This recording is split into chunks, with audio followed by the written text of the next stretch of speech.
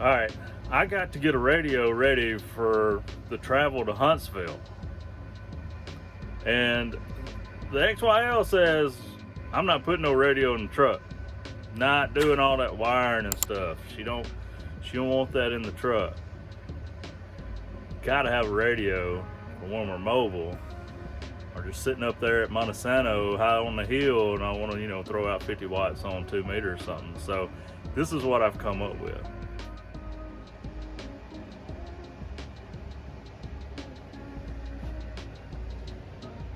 So here is a little overview of my plan I've got. We're going to take this Yaesu 7800 and we're going to do a little stealth install. I'll go over here. I got this mag mount like several years ago at a discount store. I just seen it hiding in the back of some shelves. I seen that green wrapper right there. And I was like, oh, well, I might as well buy that. And I got this NMO adapter and I got an antenna that's gonna fit right on that. So let's go.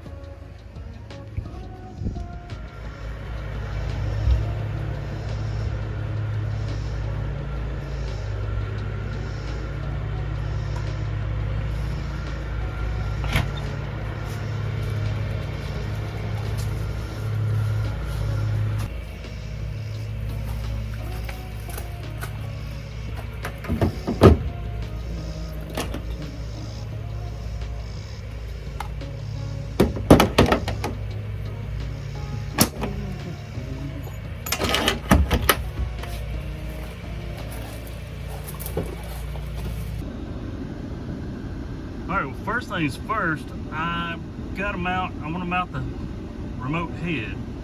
See where I want that. I had a different mount that had a magnetic on the back.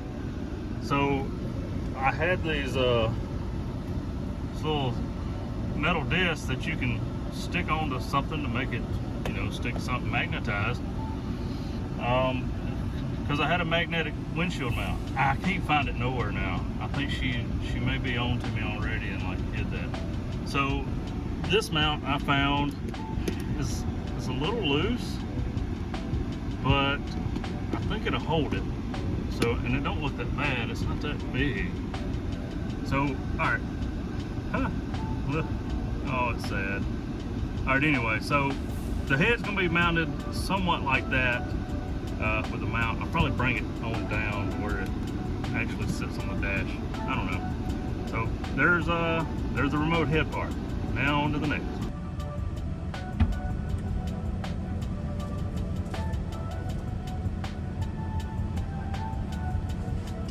All right, so my next step, and excuse the dirtiness. We take the dog to the creek in this vehicle, and we just use it when we need it. Here is my body to the Yaesu. I think I'm gonna put it up under there, and then power.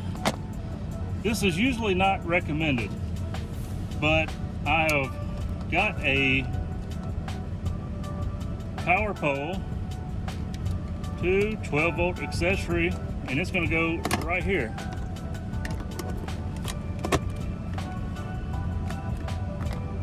And then I'll run my power to the radio when I get ready to hook it up. How am I going to hook that to a power pole? Well, I got a T connector to power pole. So how about that? I always have adapters. Now I got this flat cable. This comes from a TYT 9800. You may have heard me talk about those before. So it's the same cable that Yaesu uses for their separation kit, and it's free because I already have it instead of paying $60 for a separation kit. So I'll run this back up front to the head unit. So now I throw this on top.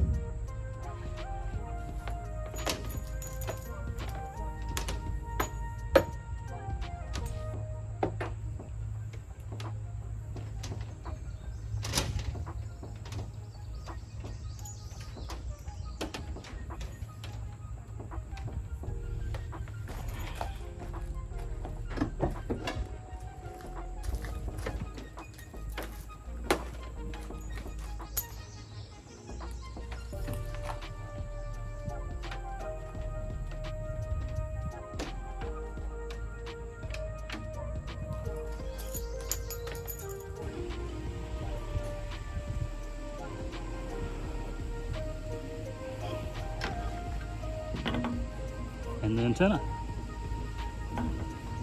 I bet she doesn't even notice.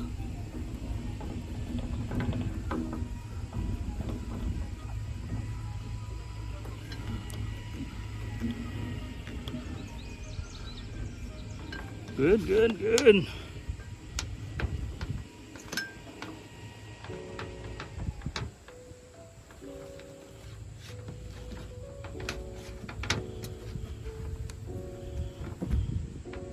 It's hot up here. Woo! All right. All right, like I said, I'm probably gonna change that mount because I gotta do something about that. But pretty much this is the way it's gonna go. And let's hit the power button. We got power. See if we can get out. K5YVY. Mobile.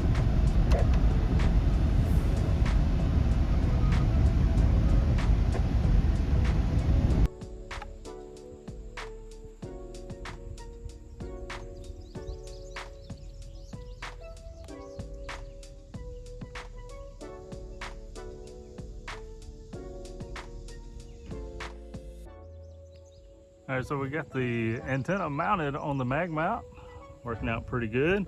Coax is running behind the hatch and it goes down, and we made a drip loop. Because you don't want the water coming down and running through the insulation. So since this is just running up over the insulation or the weather seal, I brought it all the way down. The way the rain runs to the bumper and runs off. That way it don't go back up. Ran it under here, through the seats.